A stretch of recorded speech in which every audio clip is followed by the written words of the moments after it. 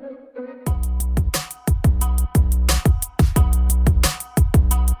friends, welcome back to the garden. I'm Carla, and I'm excited to have you join me for another episode of Growing with Carla. Whether you're a seasoned plant parent or just starting to bud out, this is the place to share our ideas and grow together as we nurture our leafy babies. We have another fun topic to go over today, but first, let's do a plant update. This week's podcast is going to have a little bit longer of a plant update, and for a very fun reason. So, on last Sunday evening, Sammy, my best friend, and I were hanging out at City Center, and I just happened to have seen a notification pop up on my phone about free plants. So it was on the Freebies app, not sponsored, which relayed her posting from Facebook app, not sponsored.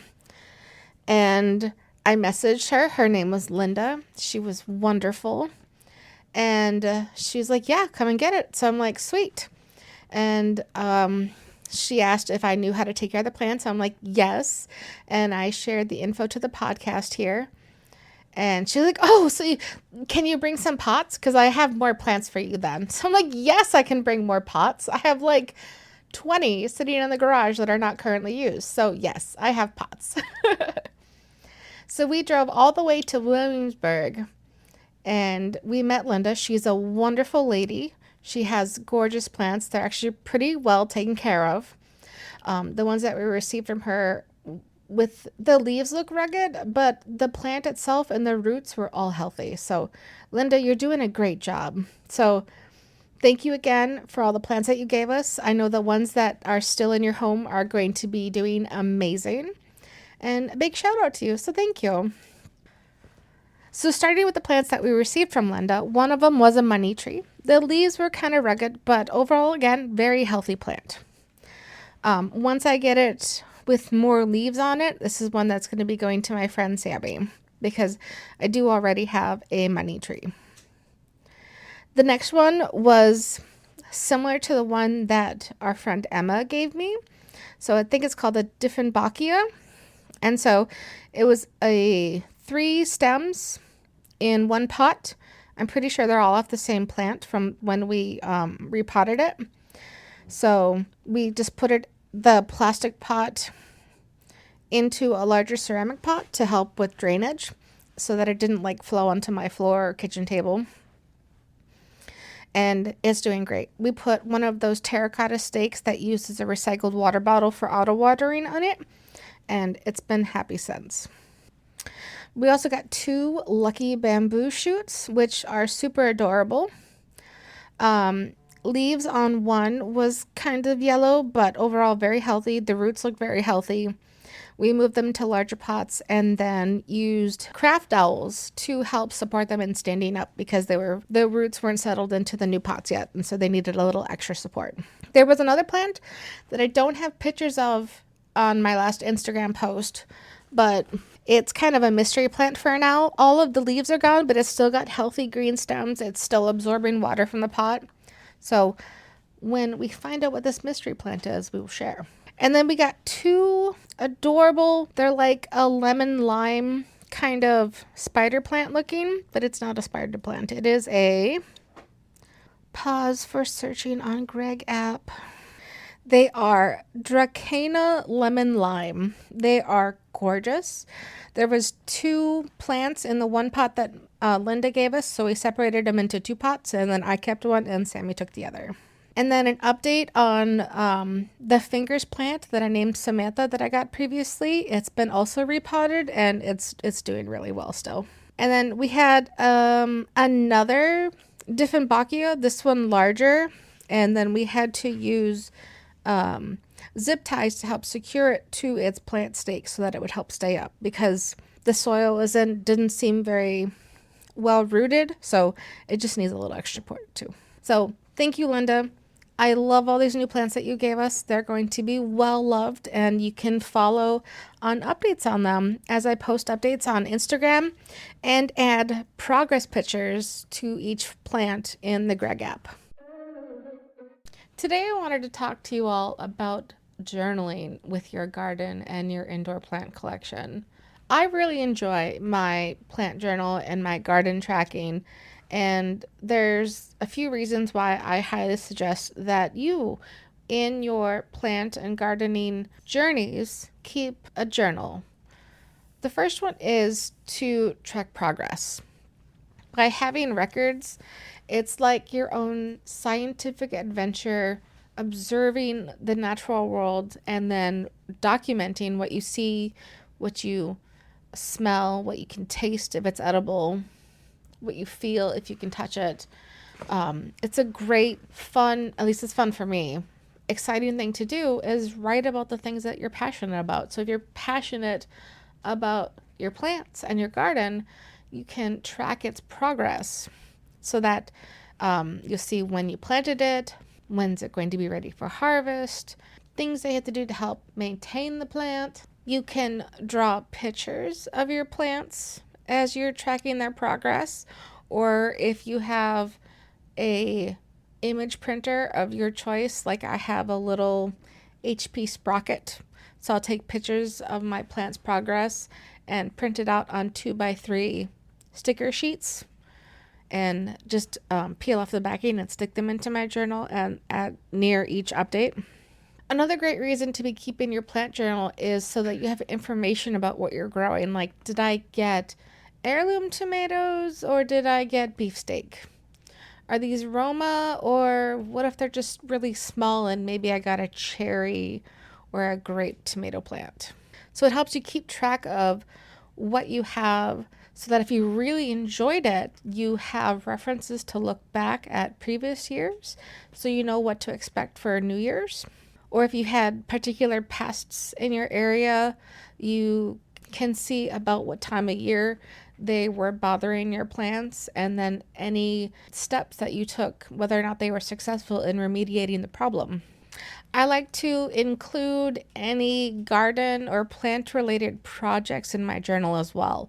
So I will use this for material lists, estimations, diagrams, measurements, everything. So it's all in the one space and it's related to my plants, the garden. But then I'll take my whole journal with me to the hardware store so that I can get exactly what I wrote down for the project. And if there's any questions or suggestions for better items to be using, then they also have the project plans to look at and give me the best help that I can get. Another great reason tracking your plants in a journal is you should have a map of the layout. That way, if the plant labels or lines in the garden get messed up because of a bad storm, you should still be able to figure out what was growing where so that you can tend to it properly. So there's two main ways of keeping a journal of any kind. You have digital versions and you have manual versions, like a literal like moleskin and your favorite pens, or you have a fancy pre-printed fill out the blanks garden journal, or if you want to use the bullet journal method. So there's a couple different ways that you can keep them. I'm going to start with digital just because it's the more railroaded path, as in if you're not using a blank Word document or a blank spreadsheet, a lot of the guides for helping you in planning your gardening and recording your progress is already done for you by the design of the system that you're using. So none of these are sponsored, but of course I always love the Greg app. That's what I use personally to track the individual plants. Like I wouldn't use it on my outdoor garden. I'm using it for my indoor plant collection because it helps me remind me when the plants need to get a drink of water, tells me how much to water. It shows graphs on how long this watering should last. But again, these are just estimations. So like if you find that your aloe vera has dry soil and needs to be watered 3 days early, you still update that you watered the plant on this day, and it will adjust the calculations to account for this midweek watering. And the Greg app also has a wonderful reference library, so you can use the image scanner to identify what kind of plant that you have. And I've used it a lot, and it has taught me a lot about different plants, and it'll bring up references about that plant. So it'll say what temperatures it prefers, what kind of light, indoor, outdoor, what kind of soil, how often it should be watered, based in your area, etc. So I really like the Greg app. Another one for gardening this time, I haven't used personally, but I've watched a lot of videos about it, and I've seen it in advertisements a lot. It's called Seed Time, also not sponsored. And they're more for garden planning. So you'll see which crops you planted. It'll show a really cool Gantt chart over the year of like it should be planted here, these things along the journey, and then harvested or have harvest start at this time. And it also, I believe, tracks materials, or maybe you can put projects in it as well. But it's really great for helping with, again, a reference to the different plants that you're planting in your garden, exactly what kind of requirements they need. So very similar to the Greg app, but instead of individual plants, you're doing garden. Other digital forms include spreadsheets or text documents. So like if you're using the Google platform, this would be Google Sheets and then Google Docs. And you can arrange these however you like. You can adjust the grid size of cells in a spreadsheet to make an actual diagram of your garden or of your room in your house, and then specifically lay out where everything is.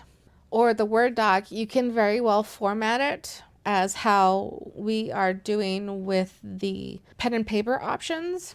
But the nice thing about the digital version of the document, the text document, is that you can put hyperlinks to different sections, and you'll have a clear navigation menu so that you can easily skip back and forth. Whereas with pen and paper, you're flipping back and forth. I haven't personally done a spreadsheet one before, but I've seen lots of wonderful examples. I have tried Google Docs, but I find that if I have more than one journal, I have a really hard time maintaining one or the other. So like I combine my personal journal also with my plant journal. Therefore, any notes I have, I just reference year to year. Like I said, the text document can look like anything that we're going to be doing when I talk about the pen and paper options. So I'm not going to go too much more into the digital options. There is a ton of apps available. So just research which app you're using. The Greg app I love, the Seed Time I'm looking into, and those are the two main ones that I've been playing around with. For pen and paper, you can get graph paper and do similar to the spreadsheets and draw diagrams of your garden or room with plants. You can do a bullet journal method, so you have numbered pages and you follow as your version of what works best for you for the bullet journal method. And you would have a table of contents in the beginning of your journal, and then have each page numbered, and then you'll do either daily spreads or weekly spreads, whatever works for you, and then include different types of spreads based on like plant information or projects, etc. Or another fun way, if you have a lot of paper crafts that you do, is you can do a scrapbook kind of journal where you take lots of pictures, you make pretty diagrams, you make it just as unique as you want to be. My personal favorite for pen and paper is the bullet journal method. And then when I feel like a spread needs to be really pretty, I'll also scrapbook into it. The big takeaway from all these different options is to experiment. Try each one, or as many as you're willing to try, and see if they work for you. Like if it makes you happy and you're using it, that's the big kicker. If you're not using it, it's not working. So find a way where you will be consistent in using it, and that's the way it's going to best help you. If you're not using it, it's not helping you. The one that I've used the most is that bullet journaling with some scrapbooking. So that's the one I'm going to talk about here. All of these are applicable to the other versions, but like when I talk about decorating it, I'm using like a single book journal. So it's writing, drawing on a page rather than however. But the idea of each of these spreads to include can be transfer to any of them except for like the Greg app and Sea Time. Some apps, they're designed a specific way, so they have to be used a specific way. So some of the things that I like to include in my plant journal is definitely first information about the plant. So like have a page dedicated to your tomatoes, have a page dedicated to your rose bush, have a page of information dedicated to your daffodils, your alocasia, your Dieffenbachia. So this is where you would have a picture of it. If you have a cutting, you can cut it out and glue it into your journal. If you have a sticker photo maker, print out a picture and stick it in there. Or if you have wonderful artistic skill, or even if you don't have wonderful artistic skill, if you just want to try it, draw a picture. Practice makes progress. So that'll help you with your gardening and with your art. So once I've got the information about the plants, then I can start including any maps or layout diagrams. So I can draw the plot of land in my backyard where I'm going to have the garden and how I arranged it, and I can color code sections and write the names. I could put page number references next to each image saying, hey, I have information about this particular plant on page 20 in the journal. To go with a diagram of where your plants are planted, you can include a timeline chart or a Gantt chart of when they were planted so that you know, okay, I sowed it into the ground on this day. Last frost is on this day. Or if you just want to make calendar pages in your journal and then write the important information on the calendar pages, this would be like monthly pages here, so that you're looking at a larger time scale. For looking at a smaller time scale, I usually don't go any smaller than a week because tasks are going to be weekly rather than daily when you're dealing with the garden, because while you can set time aside to weed every day, you're probably only going to weed like a couple days each week. Or you'll be like weeding on this day and then mulching on this day. So I will have monthly spreads to track long times, big picture items, and then I'll do weekly spreads that are my main page of the day for like, these are my main tasks I want to complete this week. These are page references, page arrows to projects I'm working on, or plant information, or anything else I want to reference that's in another section of the journal. Another thing you might want to include in your journal are references of either a recipe or a how-to guide of something. So say you just found out how to make nettle tea, and so you want to make sure that you remember it, so you write down a quick draft in your plant journal because you have it out and about with you. And then when you get home, you could re-record it wherever you normally keep your recipes. Or you're out foraging and you're going mushroom hunting and you've made a page about what you're going foraging for, you can make a separate page that gives a little bit closer comparison and differences between two types of mushrooms that look really close. Like morel's an amazing mushroom, but it looks very close to a poisonous mushroom, and so you have to make sure that certain characteristics are met.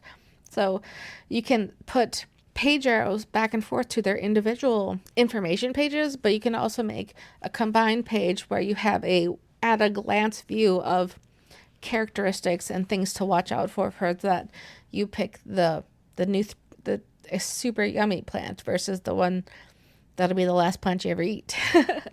So that's a great list to get you started for main ideas to include in your journal. And I have a couple extras that are kind of fun. I've done them every once in a while. You can include on your daily spread where it tracks your tasks each day for the whole week. Like kind of record the weather each day, the high, the low. Maybe if you want to record sunrise, sunset. So you can compare past years. Well, we were in the 80s at the 1st of June last year, but now we're like in the 60s the 1st of June, like we had a cold spell or whatever. You can use your journal specifically as a note. So like you're sitting out reading your journal or working on something and you're like, oh, I gotta go shopping for this. And you can just start a new page, make a shopping list, whether or not it was garden related, but like it's still a great place to record things, like, because it could be related. You can have motivational pages. So sometimes some days are harder than others. So you can make yourself a little positive motivation spread to help encourage you get up and do the thing, because you know you're going to feel better after you do the thing. You just got to go do the thing. So you need a little bit extra, and that's okay. Or you can include art inspiration, little doodles you've done, anything and everything that you want to include. This is your journal. If you're really special and you absolutely adore your plant, you can also make a plant shrine collage in your journal. That might be fun. Other wonderful things to include in your journal, but are not created by your own hand, is you can take magazine clippings or paper clippings or internet printout clippings and add them to your journal as well. There are so many fun ways to tape in things to your journal. I highly recommend Pinterest. Also not supported. Also not sponsored. But I have a huge Pinterest board collection. And so I've added a link specifically to my gardening board and all of its subcategories on my Linktree, which you can find in the description below. Things I like to include, like every year I buy a new Farmer's Almanac for the year.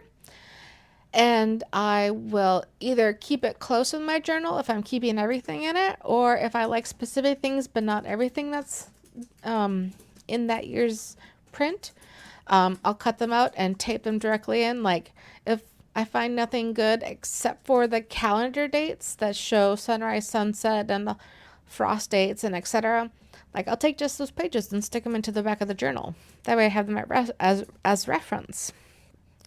Old magazines are great for any kind of picture you want to cut out and paste into your journal. Snippets from your favorite plant and garden magazines. Like every once in a while, I'll buy a new garden magazine, and if I just absolutely love a picture and there's nothing on the other side that I want to keep, I'll cut it out and put it in my journal if I like the whole page spread because it's got some great recipes or some great tips. Then I'll tear out the whole page and then find a way to kind of layer that in. So eventually, when you get pretty far along, or even maybe sometimes halfway along in the year about your journal, it starts to get thick. And it's great. In this case, having more information and fun memories in your journal is better than having a skinny little book. And it gives it character. You can decorate the cover. Like I love to cover mine in stickers that I get all over the place. So that's how I keep all my sticker collection, is I just put them in my journals every year. Now, all of these ideas are also applicable to if you wanted to use a 3-ring binder setup. In my Pinterest, I have been reading through and I found a lot of 3-ring binder ready to print. They're free. Here are my air quotes. You'd have to put in your email address. So this podcast email is growingwithcarla@gmail.com. So instead of putting that in to receive the free document, put growing at Carla, the plus sign, and then the name of the website that you're using, like a short name or something that you'll recognize. So like we'll go growing with Carla plus Greg at gmail.com. With that extra little plus, it still goes to your mailbox. But now if you put a mail forwarding rule looking for growing with Carla plus Greg at gmail.com, it will automatically grab all those emails and then move them to a specific folder. So it really helps with cleaning up a lot of the junk mail. Or if a site somehow sells your information, you can know which site sold your information. Doing that though, if it creates an account for you, I would definitely make sure to use a password manager so that you don't have to remember all that stuff and just have it autofill.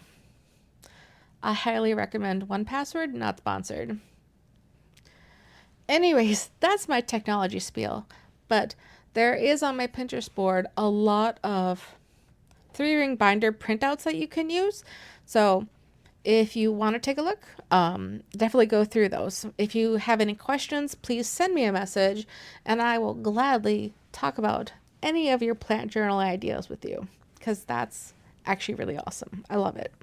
But what you can do in a 3-ring binder, which is a lot harder in any of the other methods, is that you can get baseball card pages. You can stick your seed packets directly into those baseball card slots. That way your seeds are also in your journal that you take around. So like if you run out of seeds one year, you still have the packet from last year, so you know what kind of seeds you need new if you're not able to harvest those seeds yourself. There are a ton of ideas out there for how to do your gardening journal, your plant journal, your journal in general. Experiment. Absolutely search online or go through my Pinterest boards for ideas about what you can do with your journal, what kind of things you can track in there. But the biggest thing is experiment. Find what works for you and make it your own. So this goes into my tips about maintaining your journal. The biggest thing is make it your own. If these ideas don't help you, don't use them. If you find something that's really yucky and you can't keep up week to week, don't use it. Make something else. This is your journal. You can do anything you want to with it. There are literally no mistakes. So like, I will purposely take the last page of each journal and use it as my pen testing scribble page, because then the journal's not perfect anymore. You've already broken that sanctity of new book feeling, and it's okay to make messes, smudge your ink, make streaks, take weird colors, hate those colors, and then go over those colors with the color that you like. There are no mistakes when it comes to your journal, and it's only for you. The things that you put in this journal, they don't go beyond you unless you share it. So, and you don't have to share it if you don't want to. So, if it's not helping you, don't use it. If you're not using your journal, it's not helping you. So, make it help you. Make it yours. And that goes into my next tip of make it convenient. Either have your journal in a space that you are okay with sitting down, or if you have a standing desk or whatever where you write, or you keep it next to your bedside and you write first thing in the morning or last thing at night before you go to bed. Make it convenient to use your journal, because I don't know about you, but me with my neurodivergent mind, if I don't make it convenient, it's a lot harder for me to make sure that I'm doing it. And then again, make it your own. If you don't like something, don't use it. You don't have to stick with anything in this journal that you don't like. You could literally scribble the whole page out, or sometimes if it's a really big thing that I don't want to see, I'll just glue 2 pages together. So if you don't like it, don't keep it, change it up, make it something that you're going to like. And there are no mistakes. So it's fun sometimes to look at the pages where you're like, I don't like this. Just use that page as a future scribble page or a pen test page. Remember that this is a tool to help you, not hinder you. If you're not using it, it's not helping you. I'm just going to repeat that again because it's so important. If you're not using it, it's not helping you. So find a way to make it useful for you, and find a way to make sure that you're using it consistently. If you are doing the bullet journal method, there are a ton of journal options out there. A lot of them do not have numbered pages. So if you do want that handy reference back and forth between pages, definitely take the time, if it's a journal that you really want to use, to go ahead and number the pages. So that what I'll do in a little blurb, or even at the bottom of the page, if this whole page continues onto a new page. So like say I'm on page 23 with my project idea, but I've already used the next couple of pages for my next few weekly spreads since I started that project idea, then I'll go right at the page number, a number with an arrow pointing to the right, because for English language writing, we write left to right. So right would mean going forward to page 30. Or if it's going back a page, it'll be like a left arrow and a number. And then on the new page, also you can reference back to the page that it came from. Again, if you have any questions, or if you just want to talk about ideas, I would love to hear more from you and hear your questions, and so that we can get the best ideas for you into your journal. If you've already started your journal, I would love to see any pages you're willing to share. Mention at me on Instagram and tag it with plant journal or garden journal. and then tag at Growing with Carla. I would love to see how you organize yourself. And we can share it with the community.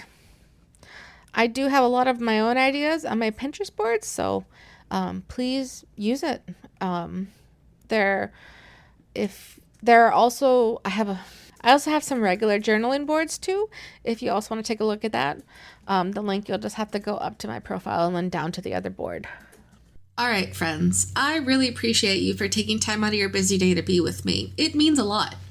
If you enjoyed this episode or found any part of it useful, please share it with those that you love, those that you like, or even those that you just tolerate that also really like plants. It would help me out greatly. Please also check out my Instagram and send me pictures of your plant babies. Tag me at Growing with Carla. I would love to see them. Remember, be safe and make wise choices. We'll talk again next time.